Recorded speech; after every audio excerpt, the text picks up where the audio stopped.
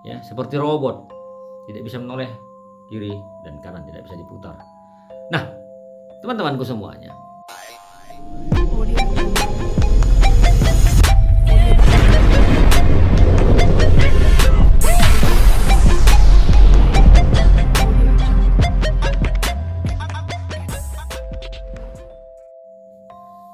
halo, selamat malam teman-teman semua yang saya kasihi. Bertemu kembali dengan saya Bang Lo, ya teman-teman. Bertemu dengan saya Bang Lo di acara untuk memberikan tips atau solusi kepada teman-teman semua yang ada di seluruh belahan dunia, yang mana bila ada gangguan sihir atau santet pada tubuh teman-teman.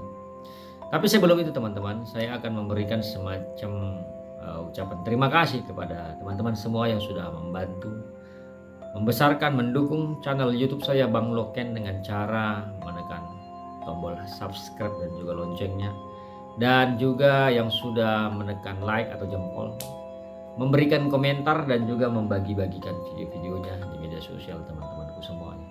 Saya ucapkan terima kasih banyak atas dukungan teman-teman terhadap channel YouTube saya Bang Loken. Serta terima kasih juga atas dukungan teman-teman terhadap akun TikTok saya Bang Lovaro dan juga snack video saya Bang Lovaro, dengan cara memfollow atau mengikuti, meninggalkan komentar dan juga membagi-bagikan video-videonya. Nah teman-teman semuanya, pada kali ini saya akan coba membagikan semacam tips ya atau solusi bila teman-teman terkena sihir pada bagian bahu dan belikat.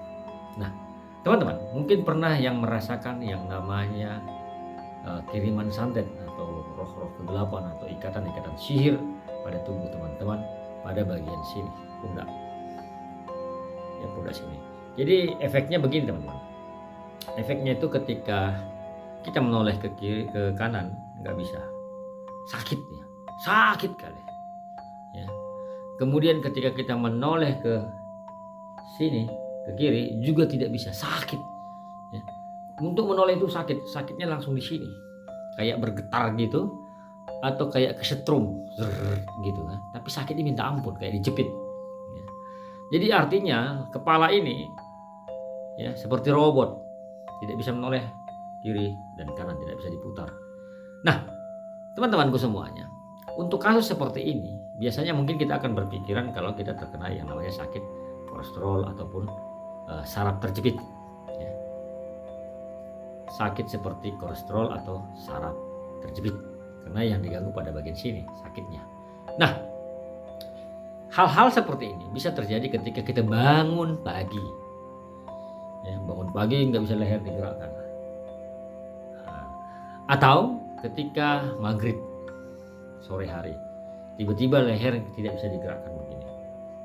Nah, mungkin ada berpikiran begini, kalau kita bangun pagi misalnya langsung sakit leher kita atau kepala kita nggak bisa diputar kiri dan kanan, maka kita akan berpikir salah tidur atau salah bantal.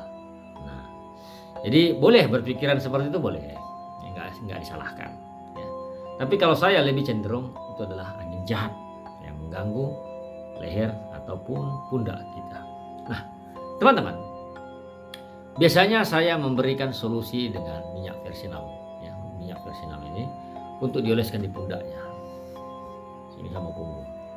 Ya, kalau itu lewat angin, ya, kalau lewat angin. Nah, kalau lewat angin, ya biasanya teman-teman beberapa hari itu akan sembuh kalau diolesin ini. Nah, tetapi kalau dia terkena lewat makanan, nah ini yang lebih repot kita.